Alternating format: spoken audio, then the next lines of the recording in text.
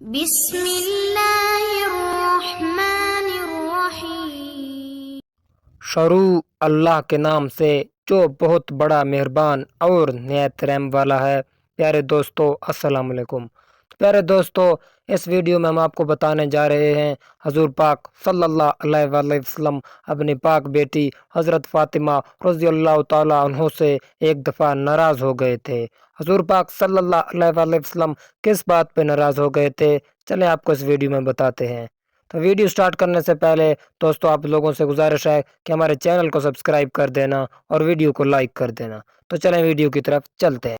حضرت علی رضی اللہ تعالیٰ عنہ فرماتے ہیں، میرے پاس کچھ پیسے تھے تو میں نے حضرت فاطمہ رضی اللہ تعالیٰ عنہ کو دیے، تو حضرت فاطمہ رضی اللہ تعالیٰ عنہ نے ایک سونے کا چین بنا کے گلے میں پہنی اور گھر میں کچھ پردے لٹکا دیے۔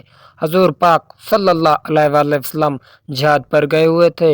حضور پاک صلی اللہ علیہ وآلہ وسلم کی عادت تھی کہ حضور پاک صلی اللہ علیہ وآلہ وسلم جب بھی کہیں سفر پر جاتے یا واپس آتے تو سب سے پہلے بی بی فاطمہ رضی اللہ تعالیٰ عنہ کے گھر کا چکر لگاتے۔ تو نبی پاک صلی اللہ علیہ وآلہ وسلم جہاد سے واپس آئے تو حضرت فاطمہ رضی اللہ تعالیٰ عنہ کے گھر کا چکر لگایا۔ حضور پاک صلی اللہ علیہ وآلہ وسلم نے سلام عرض کیا اور سونے کا چین اور گھر میں پردے دیکھ کر بنا کچھ کہے واپس چلے گئے۔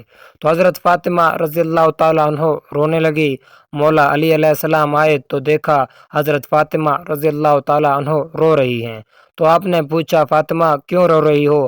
حضرت فاطمہ رضی اللہ تعالیٰ عنہ کہتی ہیں، حضور آئے، سلام کیا اور پھر واپس چلے گئے۔ علی مجھے بات سمجھ آ گئی ہے، حضور پاک کو یہ سونا اور گھر کے پردے پسند نہیں آئے۔ تو دوستو حضرت فاطمہ رضی اللہ تعالیٰ عنہ کہتی ہیں، علی یہ سب کچھ لے جاؤ اور حضور پاک صلی اللہ علیہ وآلہ وسلم کی خدمت میں پیش کر دو اور حضور کو کہو کہ آپ جہاں چاہیں ان کو خرچ کر دیں۔ تو پیارے دوستو حضرت علی علیہ السلام وہ سب کچھ لے کر حضور پاک صلی اللہ علیہ وآلہ وسلم کی خدمت میں حاضر ہوئے اور حضور پاک صلی اللہ علیہ وآلہ وسلم فرماتے ہیں، علی میری بیٹی ہو کے سونے سے پیار کرتی ہے، میری بیٹی ہو کے دنیا کی مال کی طرف توجہ کرنے لگی ہے۔ تو دوستو میرے نبی پاک صلی اللہ علیہ وآلہ وسلم اپنے امت کے غریب بیٹیوں کو یہ سبق دینا چاہتے تھے کہ اگر وہ غریب ہیں تو اس بات پہ مایوس نہ ہوں، کیونکہ دو جہانوں کے سردار کی بیٹی، جنت کے عورتوں کی سردار یعنی حضرت محمد صلی اللہ علیہ وآلہ وسلم کی شہزادی حضرت فاطمہ رضی اللہ تعالیٰ عنہ کے لیے بھی نبی پاک نے غریبی پسند فرمایا۔